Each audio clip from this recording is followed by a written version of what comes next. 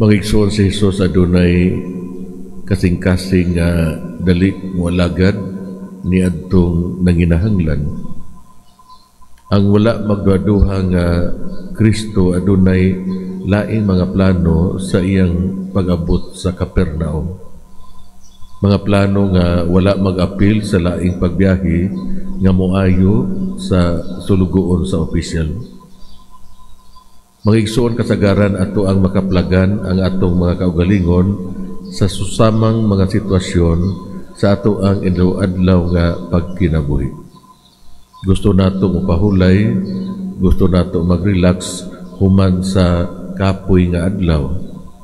Usahay mo bagting ang telepono o adunay tao nga muanha sa atua nga mangayo og tabang tungod kay nasakit ang membro sa iyang pamilya, adunay kagubot o mga estudyante nga nangayo tabang para sa ilahang project o assignment. Kasagaran ka na mo kaparian ingon ana usab. Usahay adunay mga gitawag natog sikol nga magpasantalana, no? Inig-interview sa taga-opisina, daghan ang mga tubag, no? Pero ang nakapan kay adto sa Domingo, iato nila og Domingo, no? Naman tayo Lunes hangtod sa Sabado, no? Pero kung emergency na, okay lang, no? Pero day one time na inian na Domingo, no? Ya, tapos kumusta o sa sitwasyon sa masakiton between life and death, no? Ya, ang sekretary sa nagdali-dali, no? Ngitag kinsay pari iya makitaan, no? So usahay ma-challenge ang schedule, no? Kay tungod lagi kay 50-50 na, no? So mabiyaan ang gihimo, imong trabaho, no? Aron lang pagtubag, pag-administer sa sakramento sa hilog, no? Nya imuhan lang nakaplaga na inigabot mo sa balay asa mang masakiton ng laba. So ingonan nga sitwasyon. So daghantang angayan nga i-share o itudlo, ikatikay sa ato ang mga kaigsuunan usab, no? So pwede man mo request, no? Pero kanang madada pa, so pwede ma-schedule nato Lunes ngadto sa Sabado, no? Pero usahay ingon ana, no? Ang kasagaran, no?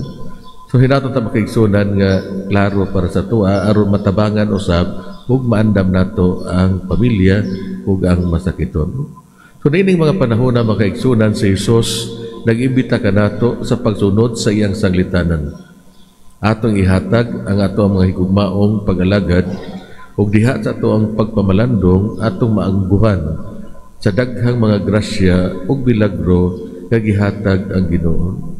Ug mao kana mag-ampo kita, mangayo kita ni Kristo ang ato ang manunubos sa grasya sa pagka-flexible ug kanunay available sa mga panginahanglan sa uban.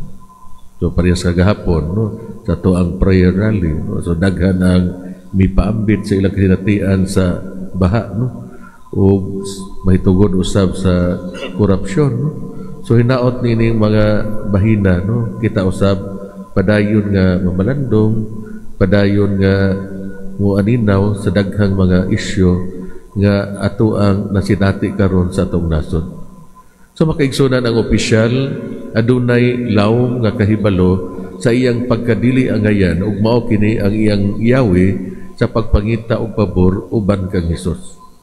Magigsuon usahay magampo kita nga nagunahuna nga deserve nato nga hatagan og pabor sa Ginoo, pero dinhi ang opisyal nakaalinggat nga dili siya angayan nga si Jesus muuban kaniya. So tungod sa dako nga pagtuo, pagsalig ug pagpaubos nga ato ang gamiton ang iyang mga pulong sa pagpadayag sa ato ang sentimento sa dili pa nato dawaton si Kristo sa panahon sa pagpangalawat.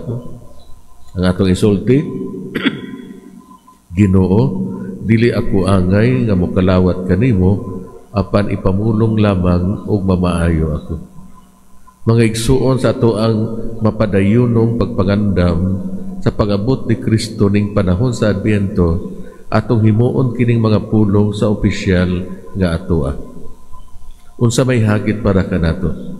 Nga tabangan kita ni Kristo nga atong mailas siya niyadtong nangita og tabang ug hatagan kita sa pagkamagihatagon aron dali ang ato ang pagtubag ug mapuanguron sa pagsundog kaniya.